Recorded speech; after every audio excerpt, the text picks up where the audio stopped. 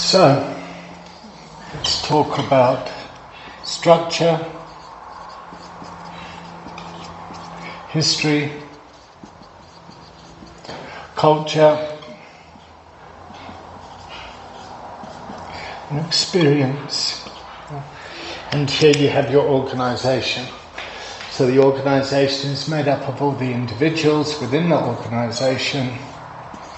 And your job as the coach is to get each individual to work, to have some awareness of themselves and how they're showing up, and how you can move the organization and all the role players towards the solution,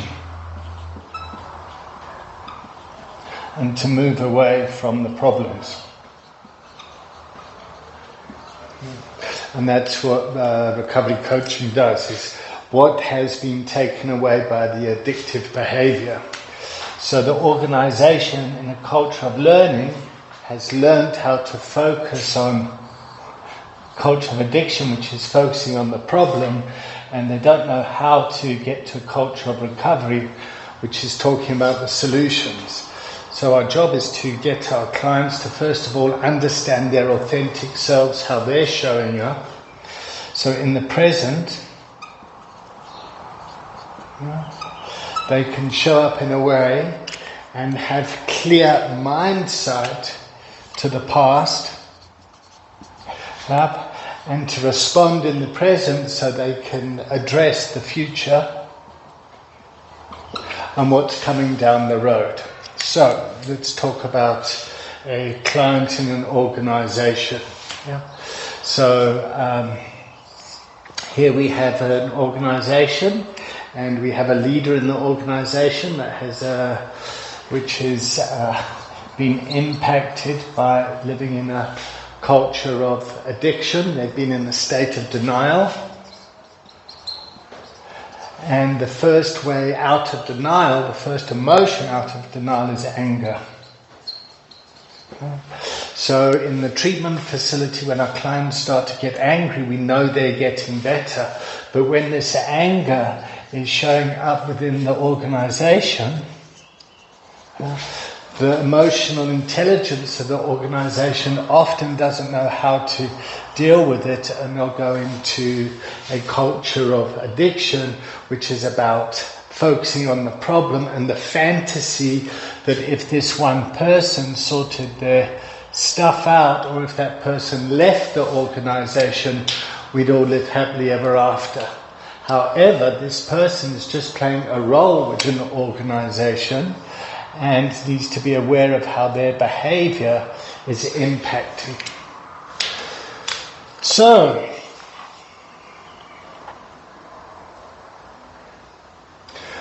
let's look at the setup.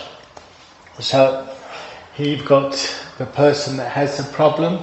Here you have their manager. Here you have HR. Here you'll have organizational development. Here you'll have the team players. Here you'll have marketing, and here you'll have kind of back office or day-to-day operations. And the interactions of everyone, is, as you can see, is all a kind of crisis, chaos and conflict already. So what the work is about is getting this individual to move towards a culture of recovery, so they start to get well. But we then need to understand that the rest of the system, over the time, has learned how to function around this person's dysfunctional behavior. So it's very much like a dysfunctional family system.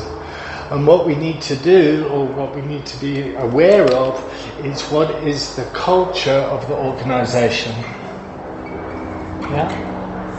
And then what's the structure? What's leadership? What are the teams? And what's the company?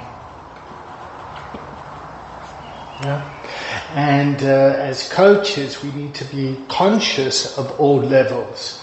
So, how does this person's behavior within the chaos impact everyone here? Okay, so it's best to kind of take it from the top-down approach. Yeah, so here's our policies, process, procedures, and this is the way that we do things around here that assist our employees when they get into trouble and they need to move to a culture of recovery or to a place of wellness. So in this case here, there's been an intervention and this person needs to take time off. Yep, and they're taking 3 months off. Yep. So what is the impact on the team when this person is away? What happens to the system? And as a coach, people are going to want you to say, what are you going to do? And as a coach, what we need to do is to be comfortable saying, I don't know, what are you going to do? And look at it from a lens that's outside, looking in and trusting and holding the space that the system will be able to find a solution for itself and to allow the wellness to come in, which is based on history and the experience of the organization of working with people within organizations. Now the big trouble is people don't know how to feel their feelings. They don't know how to express their anger. Yeah. They don't know how to express their fear. Yeah. They don't know how to express their sadness or disappointment. And they don't know how to express the guilt and shame or to identify it.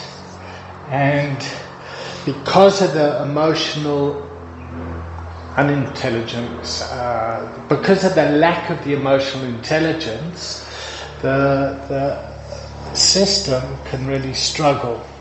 So you'll have an organization that will have a lot of IQ, a lot of technical abilities, but unless people understand the EQ side of it, themselves and these emotions here, I mean, it sounds so simple.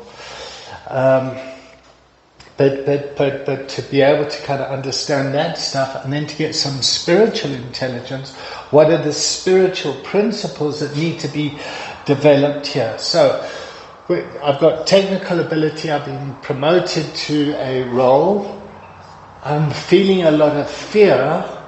How does that fear play out now? Because I'm scared that I'm going to lose my role, which gives me a sense of self and self-esteem.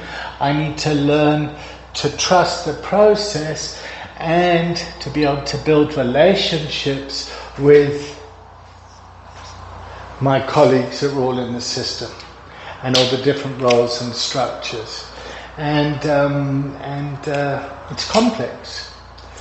It really is complex, and people only come to address this when the system is in crisis and when they put the fire out. And that putting out the fire behavior is we can watch people deteriorate. And not only does it impact the person, but it also puts the organization at huge reputational risk. So the work is hard. It's hard to sit down and to live in this space. That's the nature of it. It's not going to go away. And working with someone when they're in a state of denial, we know that when people get angry, they're starting to move out. But the next phase is them bargaining. Yeah? And when somebody's bargaining, it's like they're not really willing to change the behavior and move to a new place. This bargaining stage takes time, and when it does land, you then get grief. Right? And this grief process is part of holding the person, allowing them to work on themselves, till we can all get to a place of acceptance.